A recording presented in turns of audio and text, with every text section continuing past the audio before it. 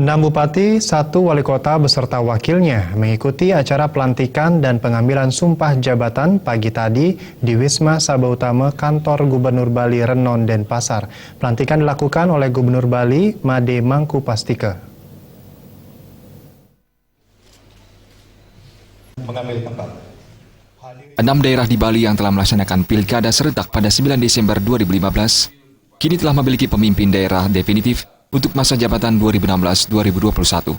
Keenam pemimpin daerah tersebut menjalani acara pelantikan dan pengambilan sumpah yang dilakukan oleh Gubernur Bali Made Mangkupastika.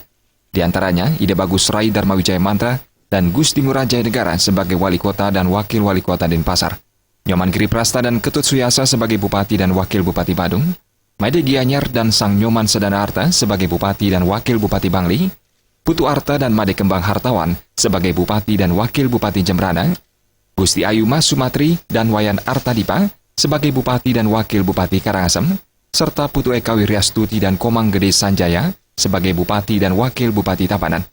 Pelantikan diawali pembacaan SK Menteri Dalam Negeri, pemasangan tanda pangkat dan penyematan tanda jabatan, serta penandatanganan fakta integritas. Gubernur Bali berharap pemimpin daerah yang baru menjabat serta yang sudah pernah menjabat pada periode sebelumnya agar tetap membangun koordinasi dengan pemerintah provinsi dalam menjalankan pembangunan untuk mewujudkan kesejahteraan masyarakat secara menyeluruh.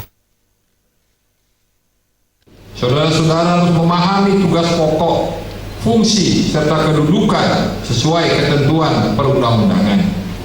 Saudara-saudara harus selalu mampu menjaga kerjasama dan membangun koordinasi untuk merumuskan inovasi dan kreasi dalam program pembangunan.